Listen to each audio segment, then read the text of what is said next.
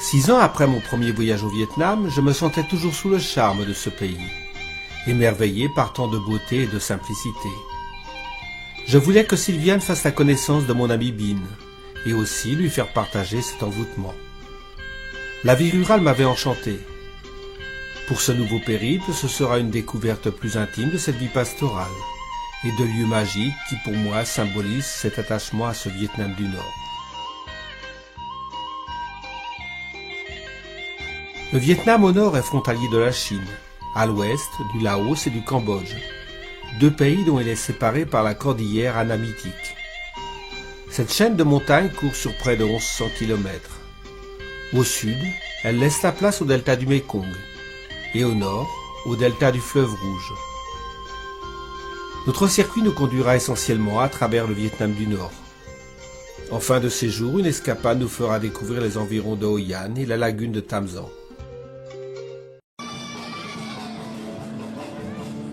Je me rappelle de Hanoï comme une ville où il fait bon vivre. Nous n'y resterons qu'une nuit.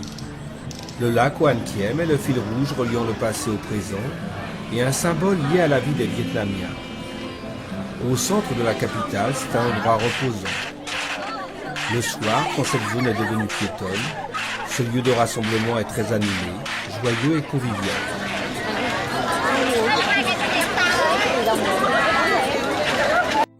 Il est 6 heures, Hanoï s'éveille. Tout autour du lac, des marcheurs et joggeurs entament le réveil physique. On y retrouve des hommes et des femmes de tous âges. Ils marchent ou courent sous les flamboyants. Ce sont ces arbres qui donnent à la ville des couleurs magnifiques lors de leur floraison. Après les premières offrandes dans les temples, j'assiste à un spectacle saisissant. Avant que le fracas de la circulation ne s'empare des grands axes, des centaines d'habitants s'installent le long des berges du lac, comme dans la plupart des autres parcs. À leur programme, exercice physique de tout style. L'objectif est de réveiller son corps et de se consacrer à son bien-être. Valse, pas de danse. Des couples élégants évoluent autour de la statue du roi Litaito, emblème de la ville. Tout le monde semble se connaître. Un groupe forme une farandole immobile. Chacun tape en rythme sur le dos de son voisin. On se congratule, on se prend dans les bras. Une partie de foot s'organise autour du solo, crachant une suite ininterrompue de rythmes techniques.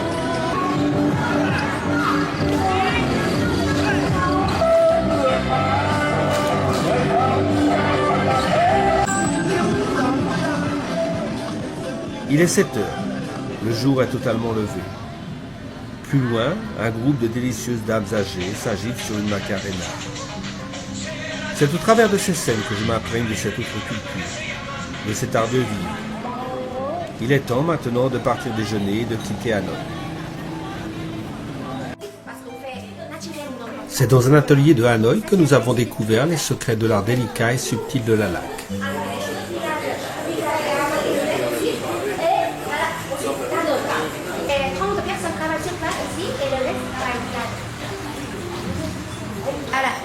Ce sont des coquilles de canne, de canard seulement. Que de canard. Ils sont plus solides. Pour la laque, c'est plus solide. Mais ils ne sont pas résonnants pour manger. On prend les eaux couvées.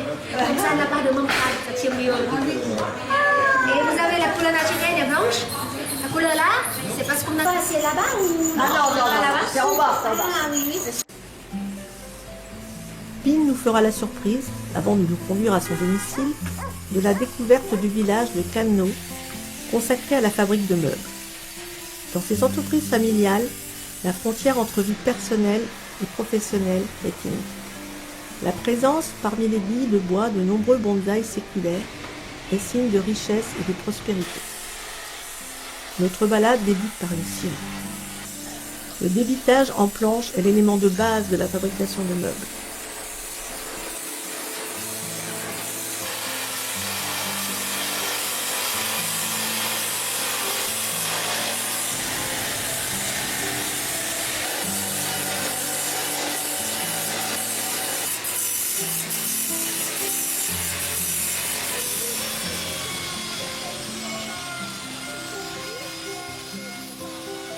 Ici, on sculpte, on ponce, on teinte, on patine, on lustre. On transporte et on boit le thé, bien sûr. L'artisanat au Vietnam s'organise en corporations liées à des bourgades. Il existerait 1500 lieux de production. C'est l'élément d'un riche patrimoine culturel villageois. À la fin de la conquête chinoise, on assista à l'essor de ces villages. Vers l'an 1010, l'empereur Li Taito transféra la capitale impériale à Tan Long, au bord du fleuve Rouge. De nombreuses communes développèrent alors des activités artisanales destinées à la cour impériale. Grâce à l'octroi de monopoles, ils créent des objets de luxe. Soieries, céramique, bijoux, lacs.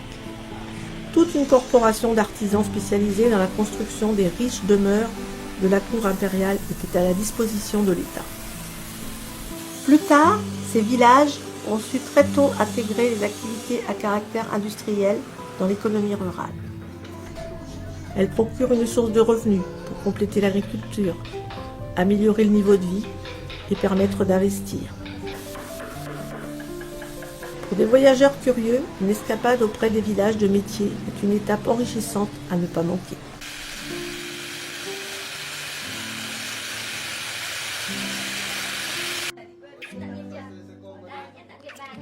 Dans cette autre bourgade, chaque cour renferme un atelier familial de fabrication de chapeaux coniques. Les femmes, la plupart du temps en groupe, papotent tout en travaillant. Ce chapeau restera pour moi le symbole de ce pays et du charme vietnamien. L'armature du chapeau est composée de cerceaux de bambou, sur lesquels sont cousues les 3 couches de feuilles de latanier. Très léger, fragile, cet objet est porté par les femmes du nord au sud, sans distinction d'appartenance sociale.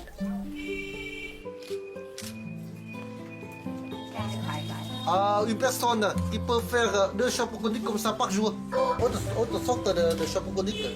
Voilà. Autre type.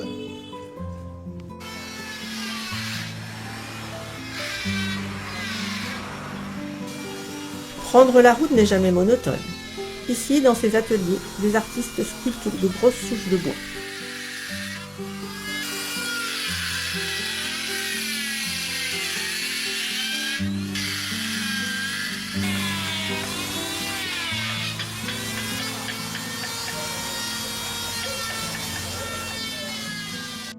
La vallée de Mai Chau, avec ses rizières et ses ethnies accueillantes, est devenue une destination prisée des voyageurs, vietnamiens et étrangers. Ils seront hébergés dans un hameau éloigné à Maïch. Ce sont les Thaïs qui peuplent ces vallées. Agriculteurs, ils sont polyvalents et deviennent charpentiers et bâtisseurs. L'accueil des visiteurs y est encore restreint, ce qui permet de conserver une certaine authenticité. Nous renouons avec le plaisir de fouler les paisibles chemins de campagne. Ces escapades dans cette vallée verdoyante sont de vrais moments de quiétude et de repos. Le cadre est splendide et propice à de belles balades bucoliques.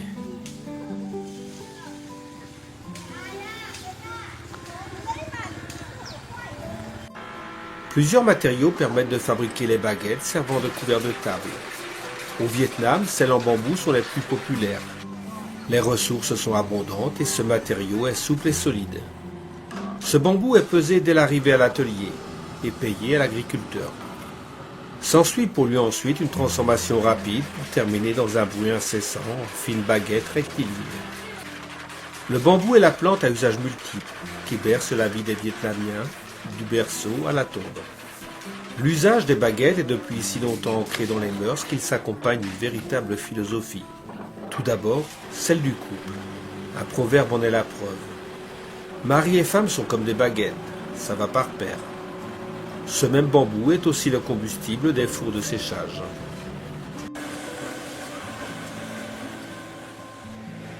Dans ce même village, près du hameau de Maïch, un autre atelier étonnant nous accueille juste avant l'heure de la fermeture, celui des cure-dents.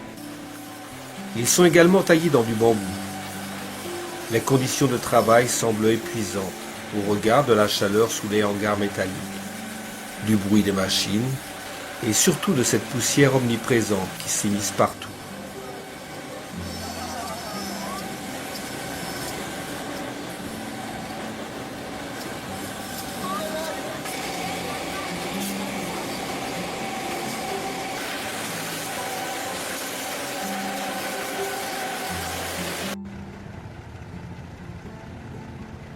Il nous faudra attendre sagement que les bateliers soient rassasiés pour traverser la rivière Noire.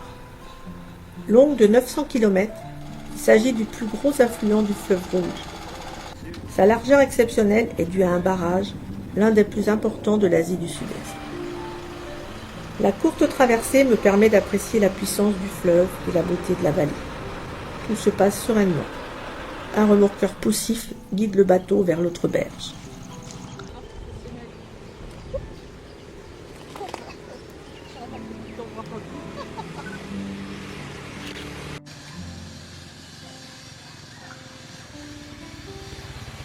À l'entrée de Nialo, les sculpteurs de pierre ont élu domicile sur les bordures des routes.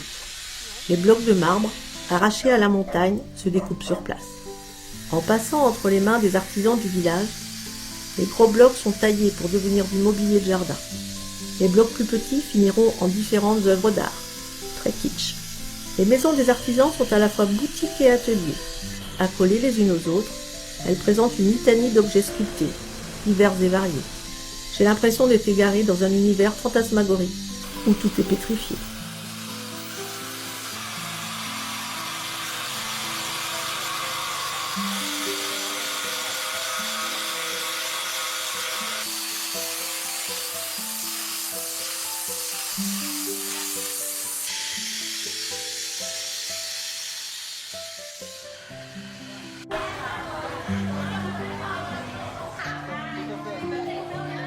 Les Vietnamiens viennent au marché tout d'abord pour y faire leurs achats alimentaires. À Nialo, petite ville, ce lieu d'échange est quotidien. Les produits sont du jour, car ici, on ne cuisine que du frais. Les légumes et les fruits sont appétissants de fraîcheur. Les animaux, tels que les volailles, les poissons, les chenilles, sont vendus vivants. Le marché au Vietnam est un élément central de la vie sociale. C'est l'occasion pour les familles de se rencontrer, de montrer le dernier petit enfant, de se mettre d'accord sur le meilleur moment pour préparer la rizière ou pour moissonner.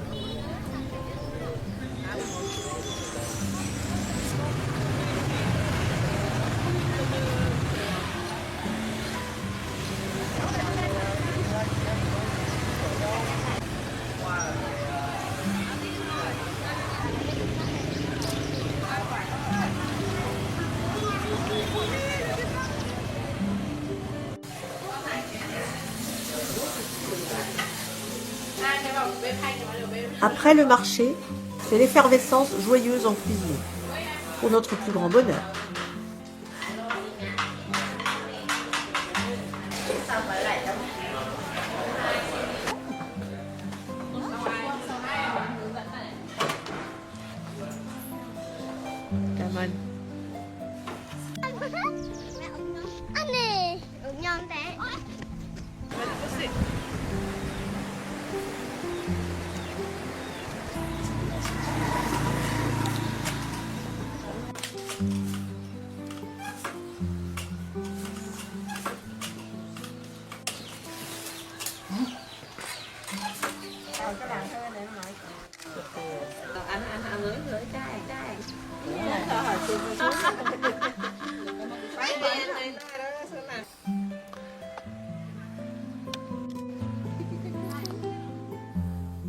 Il y a des pays où la pluie fait partie du paysage, et sans elle, le voyage manquerait de saveur. Depuis Nialo, nous empruntons la route dite des photographes. Les paysages montagneux sont somptueux. Ce sera l'occasion de faire une balade dans la vallée de Toulé. À cette altitude, une seule récolte annuelle de riz est possible. Nous sommes fin avril, et le repiquage des jeunes plants vient d'avoir lieu. Les cultures en terrasse sculptent ces paysages d'altitude. Je reste en contemplation devant ces prodigieux aménagements, admiratif devant le travail des agriculteurs thaïs. La mécanisation n'a pas sa place ici. La moisson se fera en octobre dans les montagnes.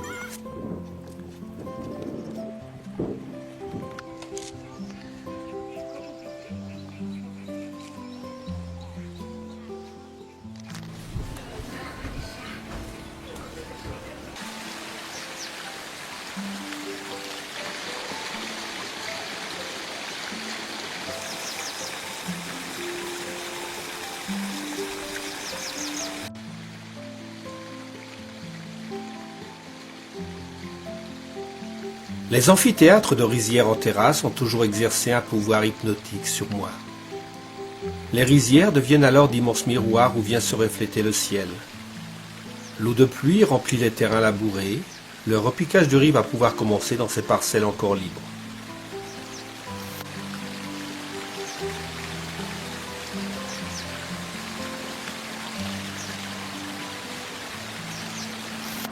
Petit coup de rouge.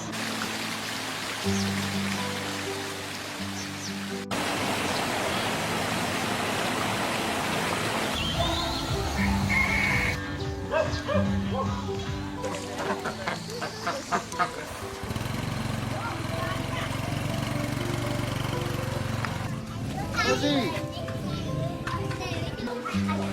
De la viande.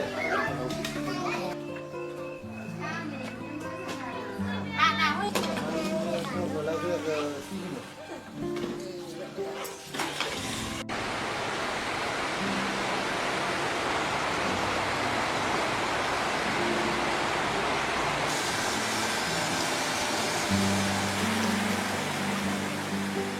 Les 25 norias de la Namu River tournent sans fin et remontent jour et nuit l'eau de la rivière vers les rizières. Ce sont des œuvres éphémères. Les crues violentes de la mousson les détruisent. Les paysans taillent et monglent les reconstruisent inlassablement année après année. Chaque noria mesure environ 6 mètres de diamètre. L'axe central, récupérable, est fait d'un bois léger et résistant à l'eau. Les rayons sont en bambou. Les panneaux rectangulaires en bambou tressé servent de pale pour entraîner la roue.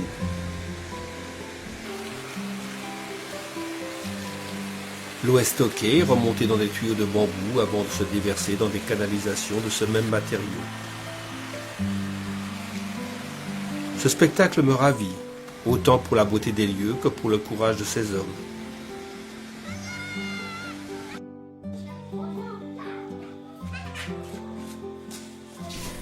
Les Hmong sont un peuple nomade d'éleveurs et de cultivateurs. Cette ethnie minoritaire préserve un mode de vie ancestral. Elle est fortement attachée à la protection de ses coutumes et de ses traditions.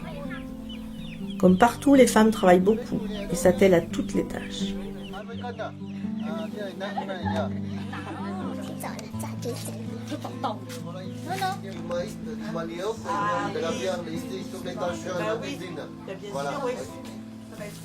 Donc ici, on n'a pas de frigo pour garder de la viande. On peut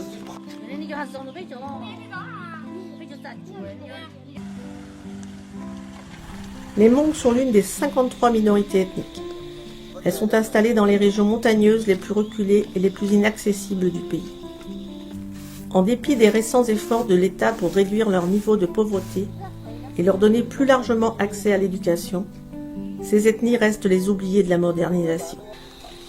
Le gouvernement, conscient de la manne touristique qu'elles représentent, les encourage à préserver leur identité et leur culture traditionnelle.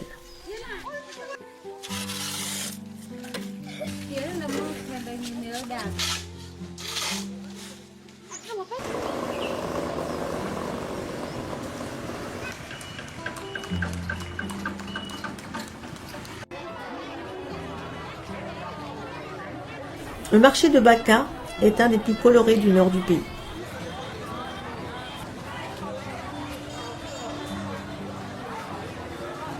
La journée commence par un repas copieux, car ici on s'est levé tôt.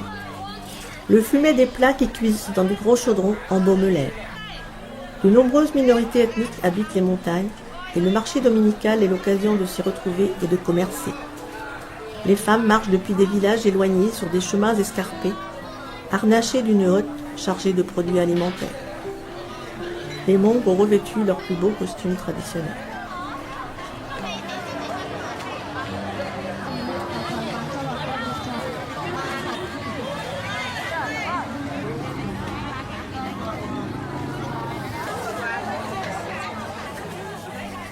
Tôt le matin et jusqu'à midi, le marché grouille, bouillonne d'activité. Des petits tas de piments côtoient les montagnes de tomates, de courgettes, de pousses de bambou, de fruits. Lieu de négoce, le marché est aussi un lieu de rencontre pour les ethnies. On s'enquiert des nouvelles des autres villages, des familles éloignées, et aussi des potins de la semaine. Cela se passe autour des étals ou devant quelques verres d'alcool de riz. Un peu plus loin, on retrouve le commerce des animaux traditionnels, mais aussi des chiens et d'autres animaux. Sur le plateau, le marché aux bestiaux bat son plein, et les odeurs qui vont avec.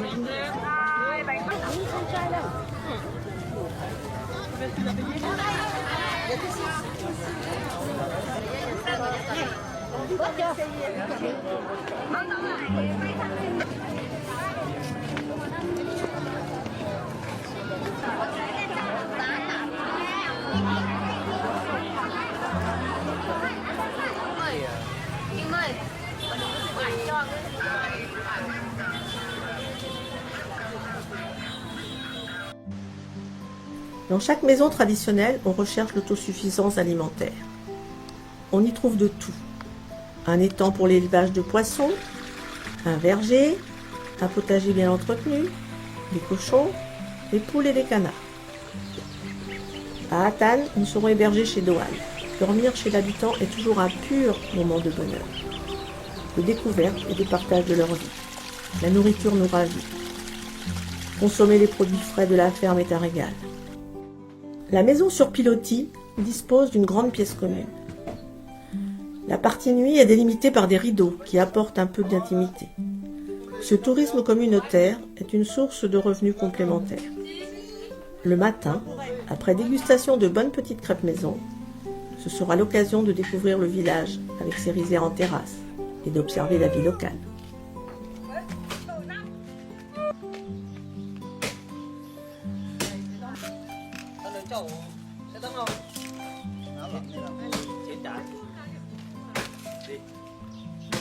Chạy bên này này, cậu chơi cái bên góc này tí nữa này, bên bên này này. Đây nó đang ngã bên này mà. Ôi nó bên bà. Mà để cơ. Quá xinh.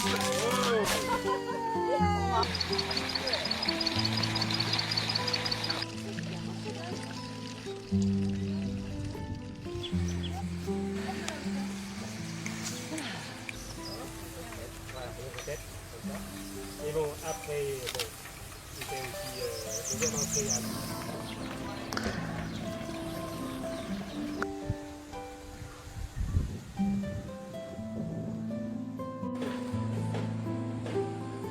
Arrivé à la scierie, le bois est stocké sur le parc agrumes, puis découpé en billes de 1,50 m à 2 m.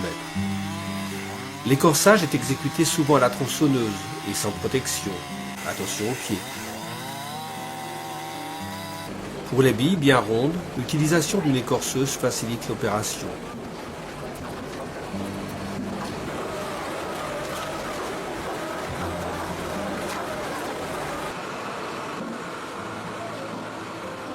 Le bois est ensuite débité en bandes.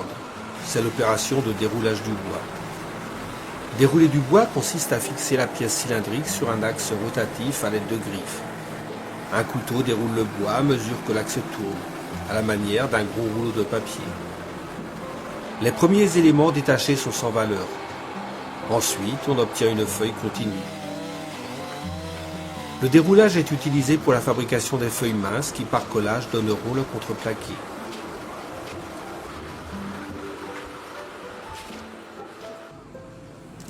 Le bois est ensuite mis à sécher dans de grands parcs ou sur le bord des routes.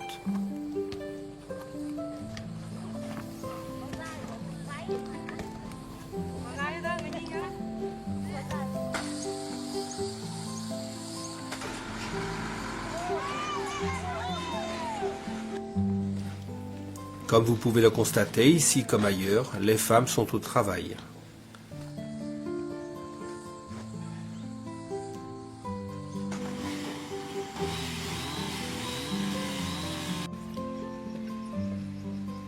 Nous assistons à la fabrication artisanale de pâtes à partir de plantes. Curieux. Il s'agit d'une variété comestible de canna et une fécule est extraite de son rhizome. Celle-ci servira à produire des nouilles. Et alors, mélanger dans l'eau, c'est un peu comme ça là, pour devenir liquide. Et en fait, La farine issue de cette plante est mélangée à l'eau, puis chauffée, pressée et étirée pour en faire les nouilles.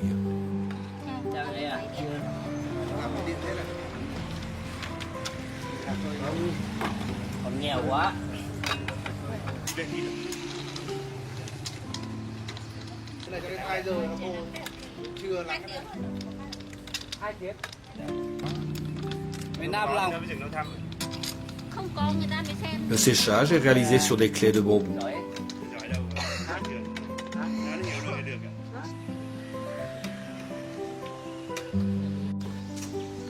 Rien de très spectaculaire dans ce village, spécialisé dans la fabrication de bâtons d'encens. Une cinquantaine de foyers d'artisans y résident. On y retrouve la vie quotidienne dans toute sa simplicité. Les enfants vont à l'école, les hommes sont dans les champs.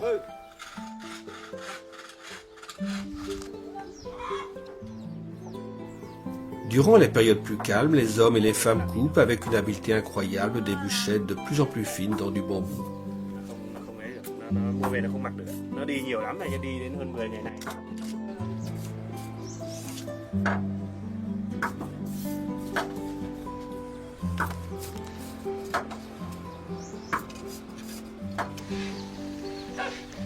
Après cet exercice périlleux, les baguettes sont enduites d'encens. Il s'agit d'un savant mélange de gomme arabique, de sciure de bois et de pâte parfumée. Le tout est réduit en poudre. Un secret de fabrication est le mélange de la pâte avec de l'eau.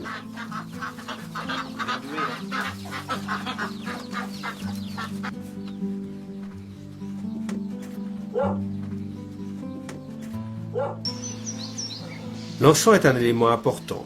Nul ne visite une pagode, un temple ou l'autel des ancêtres sans brûler de l'encens. Le nombre de bâtons brûlés varie selon l'occasion, mais le total doit impérativement être un nombre impair. La fumée qui s'échappe symbolise la communication avec l'au-delà.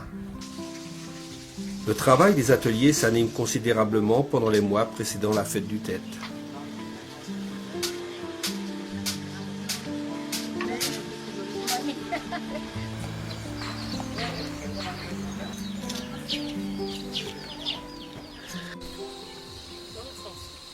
Au milieu de la vallée entourée de pitons calcaires, coule la rivière Quesson. Les bosquets de bambou plongent leurs racines dans une eau bleue de jade. Cette eau est pompée par des norias pour alimenter les rizières.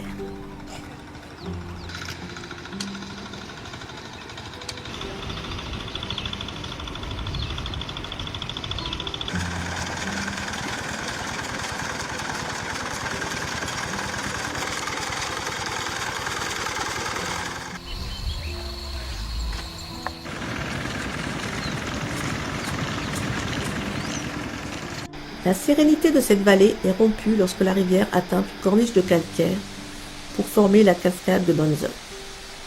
Les chutes forment un site naturel impressionnant. Cette cascade forme la frontière naturelle avec la Chine et partage ses eaux entre les deux pays. L'eau chute d'une trentaine de mètres sur 300 mètres de large. Quelques pêcheurs intrépides jettent leurs lignes dans la cascade.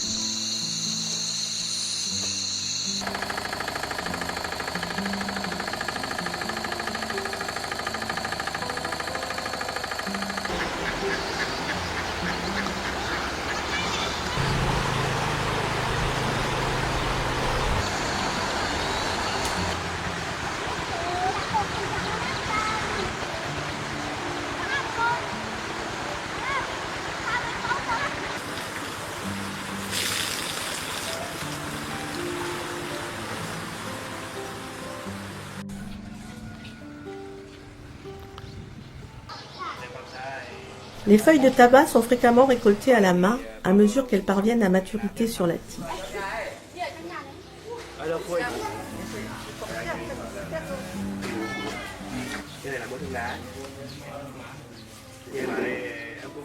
Elles sont ensuite fixées sur des bâtons et suspendues sur plusieurs étages à l'extérieur.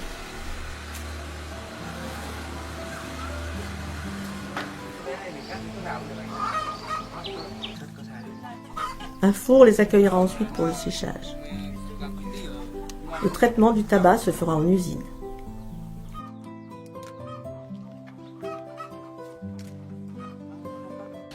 Le parc national de Babé est une magnifique réserve naturelle. Comment décrire ce joyau? Imaginez un petit lac entouré de montagnes, d'une jungle luxuriante ainsi que des grottes et des chutes d'eau. Le tout parsemé de villages des ethnies Hmong, Dao ou Thaï. Puisque nous ne restons qu'une journée, nous choisissons de faire une balade en bateau sur le lac. Nous embarquons en direction du nord. Les rives se rapprochent et finissent par se transformer en une rivière. Nous la remontons avec notre embarcation. Nous atteindrons la grotte de Plomb, un tunnel de 300 mètres de long, 30 mètres de haut, que la rivière a creusé à travers la montagne. Cette caverne abrite des milliers de chauves-souris. La rivière devient de plus en plus tumultueuse jusqu'aux chutes de Dao d'en haut. C'est une série d'impressionnantes cascades coincées entre les rochers. Nous continuons la balade à pied et traversons des villages. Je prends plaisir à observer la vie locale.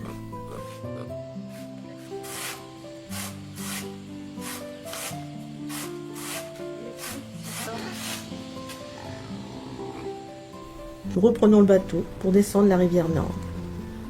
En raison de son isolement, ce parc national est reposant et d'une tranquillité absolue, privilégiant la beauté sauvage.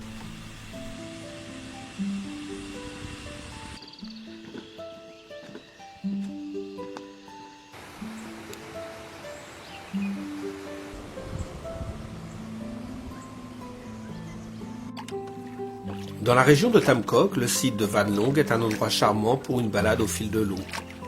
Nous évoluons dans le calme entre les rizières et des pitons en forme de pain de sucre. Le batelier insuffle un rythme paisible à notre promenade et nous incite à la rêverie. Le site se compose d'un ensemble de cavernes et de rivières souterraines.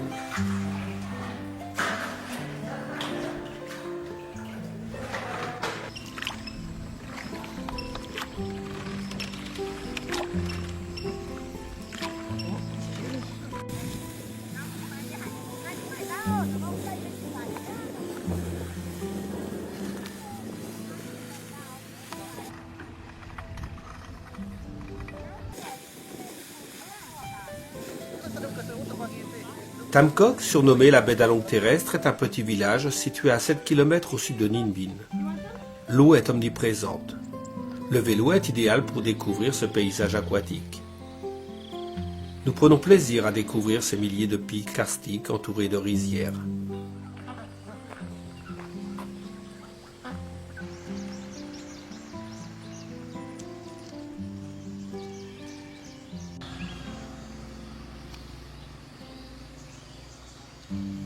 La région recèle de jolis temples comme la pagode de Bijdong où ont été tournées des scènes du film Indochine.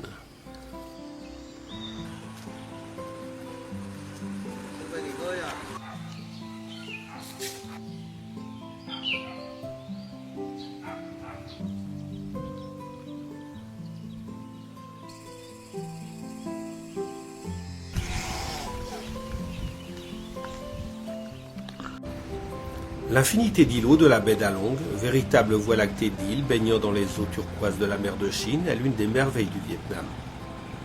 La baie s'étend sur 1500 km² et compte environ 1900 îles. Le nom Along signifie « là où le dragon descend dans la mer ». L'une des légendes, ma préférée, raconte que des dragons seraient descendus du ciel, envoyés par l'empereur de Jade pour aider les Vietnamiens à combattre l'envahisseur. Ils crachèrent des milliers de perles, qui se seraient transformées en îles.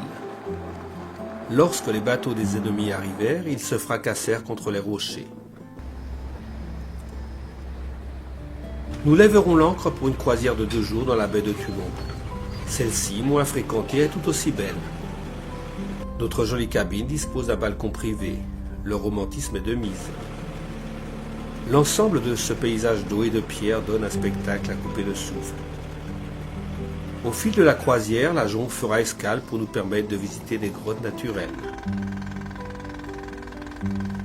À la tombée de la nuit, les pains de sucre se nimbrent de voiles fantomatiques, apportant plus encore d'intensité au mystère de ce labyrinthe rocheux. Ce paysage d'estampes ne cessera sans doute jamais d'ensorceler le voyageur. Le doux clapotis de l'eau nous bercera toute la nuit. Certaines de ces grandes îles abritent des lagons protégés des tempêtes et sont habitées par des pêcheurs. Tôt le matin, nous arrivons dans l'une d'entre elles, le village flottant de Viumbieng. Récemment, ces pêcheurs ont été déplacés et sédentarisés hors de la baie.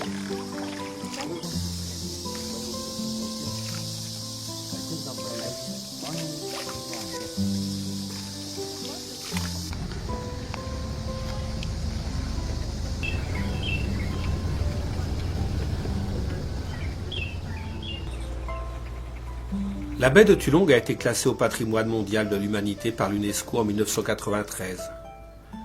Le site est victime de la pollution. Ses eaux sont souillées par les rejets de métaux lourds, de pétrole et autres sédiments liés aux activités industrielles, mais aussi par les eaux usées de l'agglomération d'Haiphong, non équipée d'une station d'épuration. La baignade y est aujourd'hui interdite.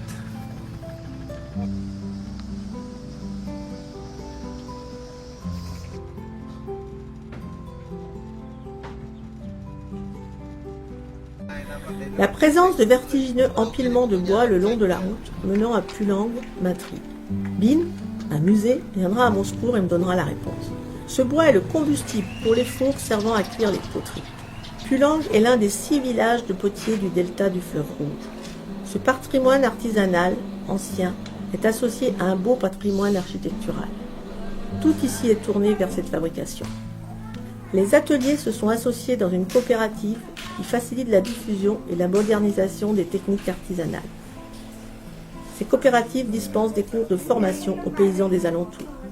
Chaque famille garde ses propres procédés de fabrication et ses techniques de cuisson. Voilà les femmes. Vous lui donnez un coup de main. Une promenade dans l'atelier me permettra de découvrir tout ce processus. Préparation de la glaise, tournage, séchage, enduit, cuisson. La tradition veut que ce soit une femme qui travaille sur le tour du potier. La technique des colombins, où l'on monte progressivement des anneaux d'argile, est un façonnage épuisant.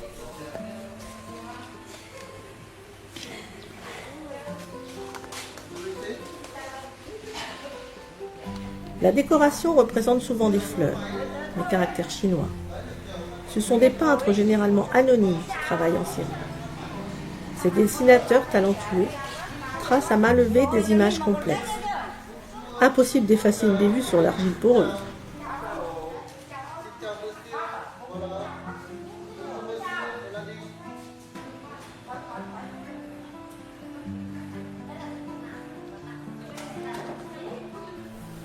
Les potiers du village produisaient essentiellement des objets utiles à la vie quotidienne des villageois.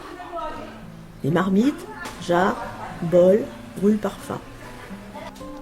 Plus récemment, certains jeunes artisans du village ont commencé à se reconvertir dans la céramique artistique. Les pièces fabriquées sont cuites dans des fours vastes de type couché.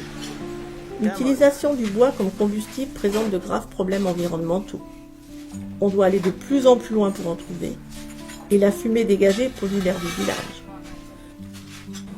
D'autant plus qu'en cas de pénurie de bois, on complète par du charbon.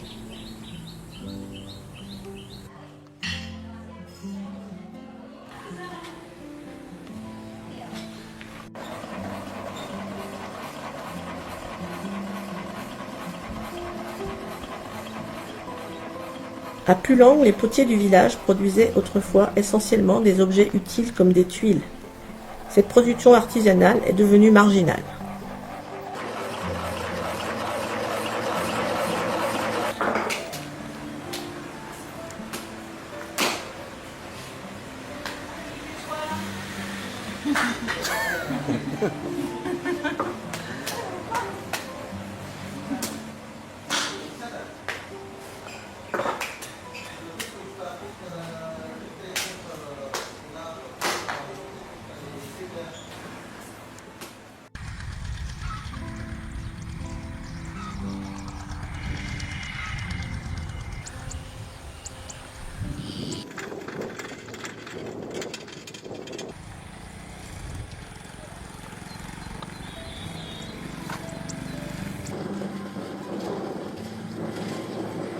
La lagune de Tamzan est une vaste étendue d'eau saumâtre.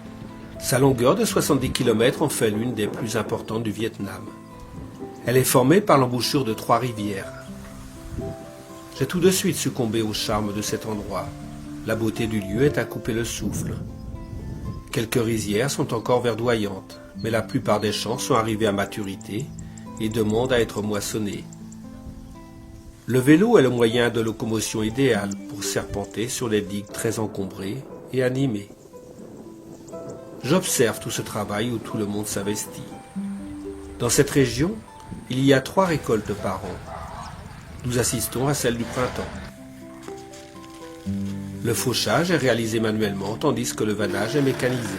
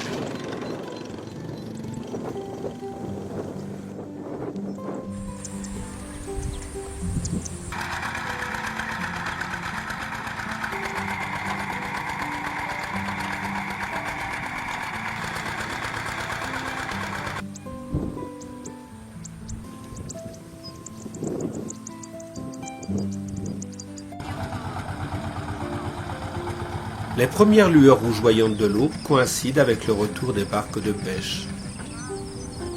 L'économie de la lagune repose également sur la pêche et les fruits de mer. Au petit matin, après une dure nuit de travail, les pêcheurs rentrent au port avec les prises de la nuit. Les mareyeuses les attendent et les négociations sont âpres. L'argent change de main.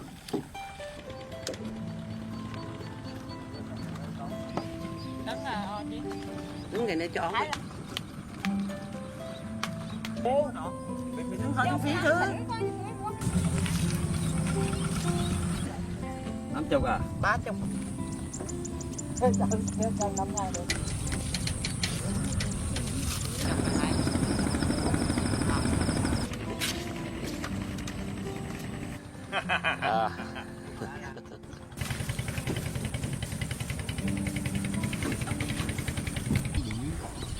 Đâu?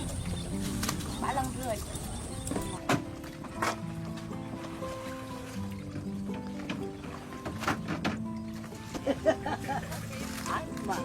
Nếu mà để tao mà con này con đi.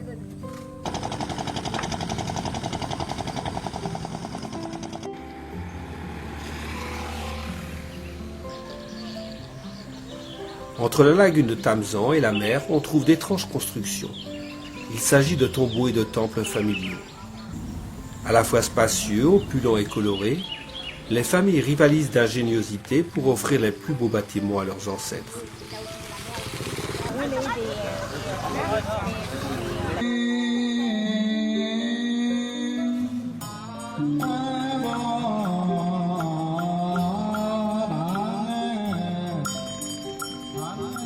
Les Vietnamiens appellent cet endroit la cité des tombeaux. Cette région a vu l'exode de nombreux boat people. Le départ s'est peut-être fait dans ces mêmes bateaux de retour de pêche. Ce sont aujourd'hui les Vietnamiens d'outre-mer qui financent ces édifices étonnants, cherchant toujours plus de grandeur et de somptuosité que les tombeaux voisins.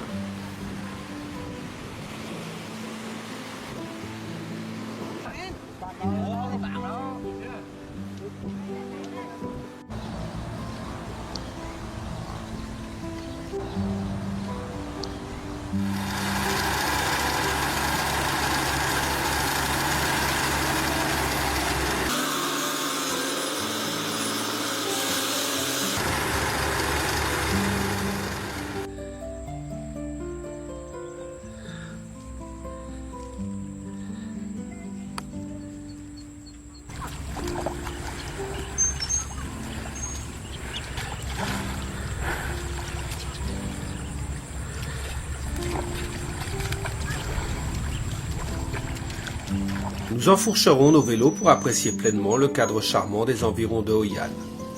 C'est une balade bucolique dans la campagne environnante avec toujours le plaisir renouvelé d'observer le bain des buffles. Nous arriverons au but de notre promenade, le village de Traqué. Celui-ci est réputé pour ses jardins potagers biologiques, produisant des légumes et des herbes aromatiques. 400 cultivateurs vivent sur place, dans cet endroit paisible. Les algues récoltées dans la rivière servent à fabriquer un engrais naturel.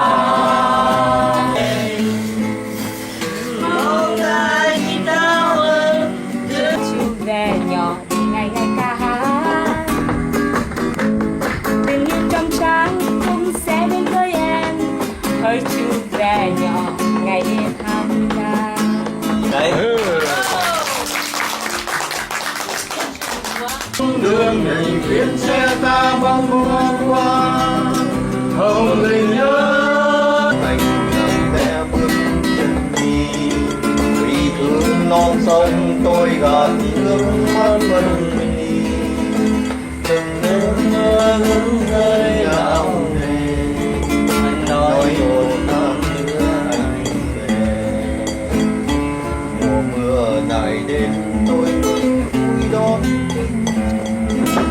đèn khuya một bóng